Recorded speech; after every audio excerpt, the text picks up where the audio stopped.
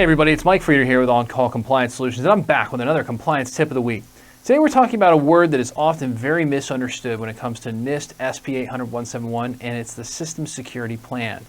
So you see, so often we get calls from clients who are frantically trying to implement solutions prior to our arrival for a gap analysis and solution design session, thinking that they have to have everything solved before we show up on site. Now, the fact is, it turns out this is a terrible idea actually.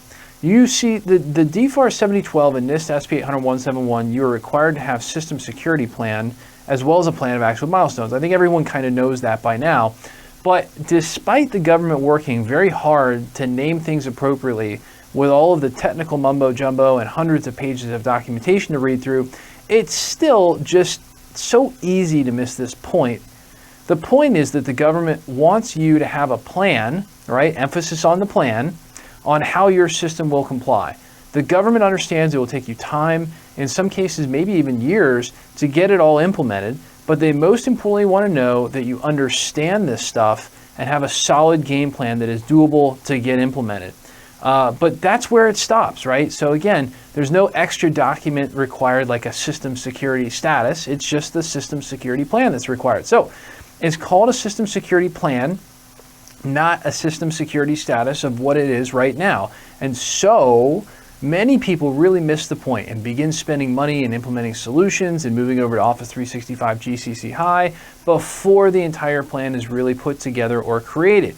This is exactly what causes excessive spending, incorrect solution implementation, and a failure to get compliant within a reasonable amount of time. And look, I don't want you to be that company, all right? We here at On-Call Compliance Solutions, and On-Call Computer Solutions, our sister company, this is why we exist, is to make sure that you don't wind up going down the wrong rabbit hole with compliance. So, to further emphasize the point, the government often asks for SSPs to be developed for systems that don't even exist yet. That's right. So, as an example, if as a part of your contract or subcontract work, you're bidding on, you have to build a new network on a military base, okay, just making up a scenario here, or something else like that, they will want to see an SSP before you are awarded the contract, and certainly before you go standing up network equipment on one of their sites, okay? Therefore, it couldn't possibly be fully implemented because it doesn't exist yet, okay? They just want to make sure that you understand how to build it safely and that you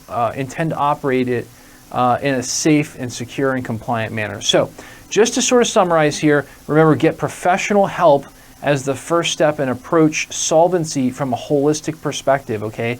All of these controls have an effect on each other, so solving just one piece and getting compliant with just that one piece will absolutely lead to excessive spending, longer timelines, and missed opportunities. So SSPs are not a reflection of reality, and they're not meant to be. They're meant to be a demonstration of what your efforts will be to get compliant and meet these requirements. And hey, if you're trying to get compliant with DFARS, NIST SP 800-171, or CMMC on your own, and you're looking for help, you're banging your head against the wall, hey, our compliance experts are always on call for you. Okay, visit NIST800-171compliance.com or check out the bio below for links to make life easy. There you can find more information about how we can help, self-schedule time at your convenience with one of our compliance experts through any of the forms on our website, or learn more about our completely done-for-you services that can have you on your way to being compliant in just 2 to 3 days. And hey, if you love the content we're putting out there for you, help us out with a big thumbs up on that like button, or even better, smash that subscribe button to get the latest compliance content as soon as our compliance nerds roll it out. It's a great way to stay prepared for that upcoming CMMC certification.